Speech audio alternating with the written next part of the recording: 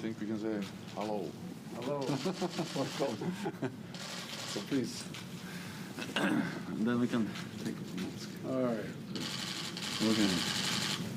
Mr. President, it is great to see you again, and just a week after we met in the White House. And thank you so much for your strong personal commitment and powerful leadership on the transatlantic bond, on what we do together, North America and Europe. We meet at a pivotal time for our alliance. We will open a new chapter in our transatlantic relationship with the meeting today. We'll address a wide range of issues, including Russia, and I think that allied leaders look forward to consulting with you ahead of the meeting with President Putin. We will address China, and we have seen a convergence of views among allies. We all recognize that China's heavy investments in military capabilities, continued coercive behavior, and growing influence matters for our security, and we need to respond to that together as an alliance. We will agree on the NATO 2030 agenda, a ambitious agenda for the future of NATO. And to do all this, we need to invest more, and that's exactly what we are doing with 7 consecutive years of increased defense spending, 260 billion extra US dollars across Europe and Canada. So a strong NATO is good for Europe, but it's also good for America. It's very good for America. Yeah. Essential for America. Yeah. And I know that no other major power has as many friends and allies as the United States has in NATO. So I know that we can count on America and that America can count on Europe. So welcome, Mr. President. Well, thank you. And thank you for your incredible leadership over the years. I really mean this. You have been incredible.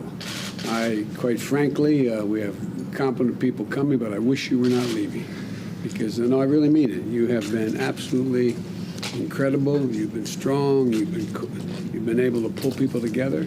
And I think that there is a growing recognition over the last couple of years that we have new challenges.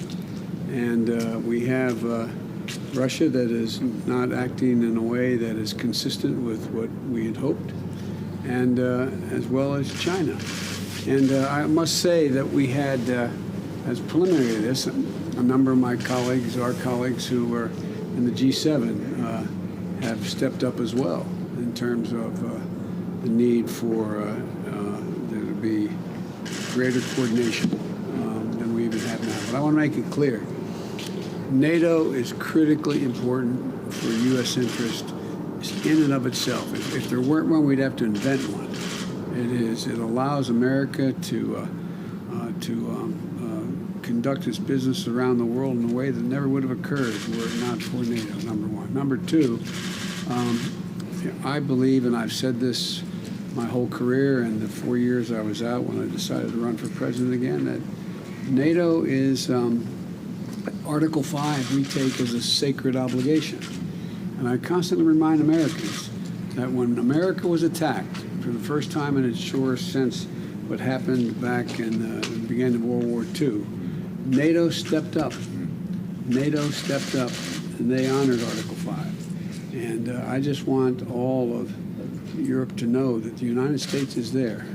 The United States is there, and we are pleased.